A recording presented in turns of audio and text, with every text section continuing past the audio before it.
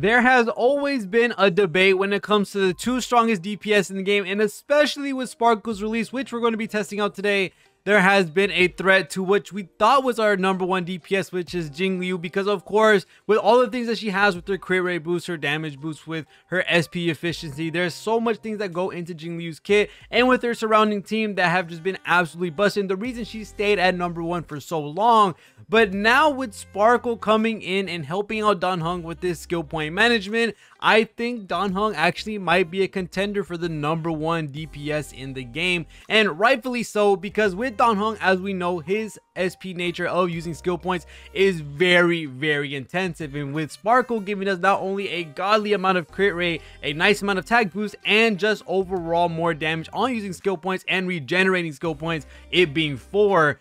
That is a big deal for someone like Dan Heng, where you don't have to micromanage everything you do in your team and have to sacrifice one thing over another just to get Dan Heng to do his 3-point skill points. At this point, you're kind of guaranteed to do your 3-point skills every single time you get Dan Heng back on the field. And with Sparkle's advanced forward as well, you're pulling him back up and allowing your Dan Heng to be a lot slower and also hold those attack boots to make his damage even higher. So today, we are going to be rocking Dan Heng with Sparkle, and we're going to be looking at how much damage you're going to be doing in MOC 12, and man, am I excited. So let's go ahead and get into the showcase right now. Now that we are here in MOC 12, we are going to be rocking Imbibitor Lunae, Ruame, Sparkle, and REHOO. Of course, REHOO being there for the energy, for the attack boost, for the cleanse, because we do have a robot that is super annoying that is going to be trying to lower our attack. So we're going to make sure that's cleansed off. We get the energy regen, we get the attack boost. Sparkle's there for the skill points, the damage boost, the skill point boost, all that type of stuff. Ruame is here for the penetration,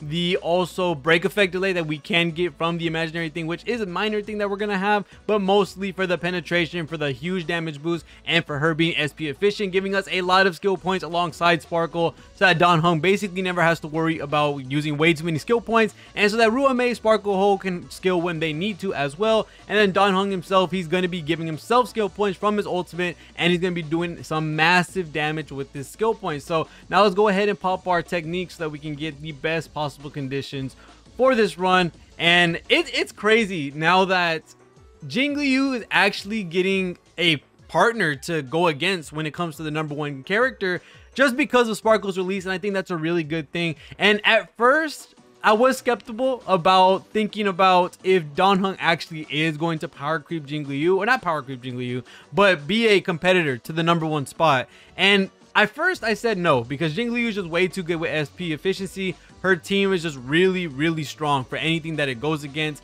All the ice, the damage itself getting reduced from the defense shred from Pella, from Bronya being existent. You have all the best factors. You have Fu Xuan or whoever else you're going to be putting on the team, REHOO, to make her get her ult faster so that you can make it last longer. There's a lot of stuff that comes in with Jingliu's team that made her the absolute perfect unit with how much she gives to herself and how much she's able to dish out. And now that we have the same thing with Dan Heng, with the best of the best coming out for his team, with Ruame with the weakness break efficiency, with the penetration, with the speed, well, that doesn't really matter, but the penetration, the weakness break efficiency, and all that type of stuff, the huge damage boost, and then Sparkle with the crit damage boost, that's absolutely insane. Her skill point refunding, or skill point boosting or generating, whatever you want to say, and then REHOO being there to give Dan Heng the ultimate so that he can make his own skill points.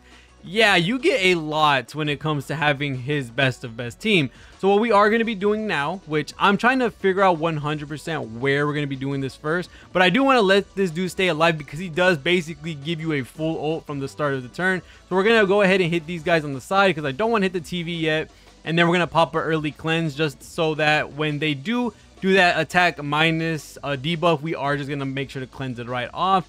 Ruame is going to be here chilling. She's going to get her ult. And hey, I appreciate it. Look at that. We got a ult for Dan Heng. So we're going to be using that in a quick second, which is a really good thing. It would have been nice if we could have somehow got it for someone else, but now we're getting things lined up. Debuffs are getting cleansed off, which is absolutely amazing. We're going to go ahead and give Dan Heng the crit buff. Then we're going to go ahead and use Sparkle's damage buff from her ultimate, also regenerating our skill points back up to 7, which is absolutely insane. So let's go ahead and ult the middle. Now we can get rid of the robot on the side, and we can break also the guy on the left as well, or the right. 163k from an ultimate only, which before did not hit as hard as it just did, because now we have what with Imbibitor Lunae. That man is at 301 crit damage with 83 crit rate, and this could get even higher if we wanted to. So this is absolutely insane. So let's go ahead, do a 3 skill point, see how much damage it's gonna dish out. We're already at 50k. 249. Holy crap. It's kind of wild, honestly, how insane the I'm actually capped out on skill points right now, which is the funny thing. It's kind of insane how much damage you're able to consistently dish out with Dan Heng, with having the crazy amount of skill points he's allowed to use now with Sparkle being on the field and Sparkle being in the game. So let's go ahead and do another skill point. Actually, do I really need all this damage? I probably could just make do with a 2 skill point. We might be, honestly, let's do 2 skill points. Yeah, this is overkill. Like, I can just now normal attack and not have to worry for the most part and rebuff everybody up. We are 100% fine right here. It doesn't matter who they imprison because they get cleansed anyway when Ho-Ho comes back. And you know what? This actually opens up the best possible scenario, if I am not wrong, because we can just use Dan Heng's ult here. And then this gives us the kill and gives us the skill points for the next round, making it a lot easier for all the other supports to do what they need to do when it comes to coming into the next wave. So this is actually not that bad. We get to reset our cycle count as well, so that's pretty cool. We're going to give the crit boost for Dan Heng. We're also going to pop Ruan Mei ultimate. Her field is all the way refreshed, so we don't got to worry about expiring. And then we also have Sparkle's regen, which we're going to be going back to the full 7 skill points again with the crit rate and crit damage boost. Oh my god. This is absolutely insane.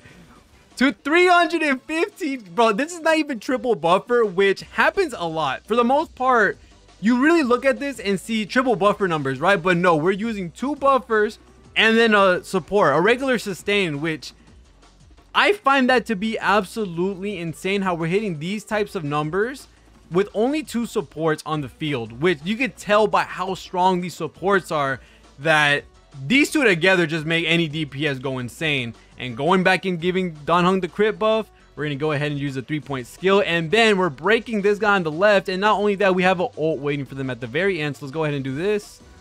Boom. Yeah, they are... Wow, this is already a... They're pretty much dead if I'm not wrong. They should be all gone. They might actually lose to the cycle reset because I don't have another turn, sadly. Which I think this is fine. I think we're showing the crazy... I think they're both gone. Yeah, they're both gone. So that is a 2 cycle, which I probably could have made it a lot faster if I invest into the right characters a little bit more. Maybe Dan Heng, because he does have, I wouldn't say bad relics. He has 73, 171, which is pretty good in my honest opinion. I think I could probably level that up a little bit more. And then the same thing goes for his traces is 989 with his basic attack being at 6. So it could be a little bit higher. I could get some more damage out of it because yes, his skill and also his talent do give him a good amount of boost when it comes to maxing it out all the way. I might do so with Sparkle out releasing, but going back to the topic of Jingliu versus Dan Heng, the main thing I want to talk about is that it is absolutely amazing how we're able to see these 2 characters that I guess you could say have been in a large debate on who's the best character. And at first, I would only say Jingliu would be #1. But with Sparkle releasing and with her being absolutely insane for it, a lot of the characters that really love SP, when it comes to Ching Chui, the video I did yesterday, when it comes to Imbibitor Lunae and how he reacted to Sparkle giving him a fat ton of crit damage and also giving him the massive amount of skill points that come from her ultimate and getting the crit rate boost that I have from her Lycone as well. But that's, you know, there. And having the attack boost as well from coming on the field just existing. There's a lot of things that Sparkle gives to Dan Heng, and now with Dan Heng being able to easily, and I mean easily, use all his 3 skill points for as many times as you want. As you may know, I saw when we were in the showcase that I only used 2 skill points, or 1, I think it was 2, when it came to defeating out that last wave, because I was doing 100k regardless, or around that number, when it came to only using 2 skill points, taking out that wave, resetting the cycle count, and making it so that we still have more cycles to play with. Again, 2 cycles is pretty good, but I probably could have got it down lower if I played a certain way, or if I just did more runs and found out the best rotation possible. But with what we got here and how much damage Dan Heng is able to throw out with just 2 supports, which yes, they are premium, but looking at the character's best case scenario, which we do for the most part when looking at units, Dan Heng easily is right there with Jingliu. I think they both have their own niches for sure, and it's a good thing that Dan Heng uses a different character than Jingliu, because I do think personally that someone like Jingliu might like someone like Bronya a lot more than Sparkle, because as we may know, a lot of things that come from Sparkle do deal with her having to use a bunch of skill points, and also that you are going to be getting your cipher from using skill points. There you go. You have to use your skill points to be able to actually get her damage boost, and for the most part, for a lot of the supports in the game, for a lot of the sustains in the game, and also for Jingliu herself, they don't really use their skill point a crazy amount of times. So for the most part, it would be better just to use Bronya, because she just gives out the outright damage boost, the crit damage boost on ultimate. It's two different sides of the same coin when it comes to Bronya versus Sparkle, because one gives you full advance forward, the other gives you crit on ult, and then the damage buff on the actual skill. And then the same thing goes for Sparkle. 50% advance forward with a crit on the skill, but a damage boost on the ult.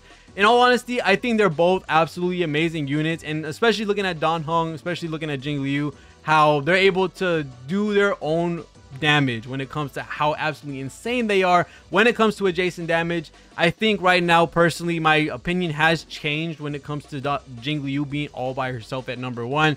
I think with Sparkle, and I even said this to others, I thought at first Jingliu was better. I didn't think that she would be toppled over by anyone just because of how insane her kit is. But with Sparkle being released and how so much better in terms of compatibility she is for Dan Heng, I do think Dan Heng is right there with Jingliu. He's by far one of the best DPS in the game, without a shadow of a doubt. He does way too much damage, and now he's able to fulfill that damage ceiling so much easier with her being in the game. So if you do have Dan Heng, if you have Ching Chui, if you have Sele, if you have any other character that likes skill points, then Sparkle is a must for sure. And I can 100% say that characters like Dan Heng, characters like all these other characters that love skill points, they're much more fun, and they feel a lot smoother to play with Sparkle on the team or with Sparkle on your account. So other than that, that's going to be it for the rest of this video. Let me know if you are playing Dan Heng with Sparkle, and also who else or what other teams you are making with Sparkle, because there are some insane teams that I will be showcasing in the future. So make sure to leave a like and sub for all that type of stuff. But other than that, thank you guys so much for watching. See you on the next one, and peace.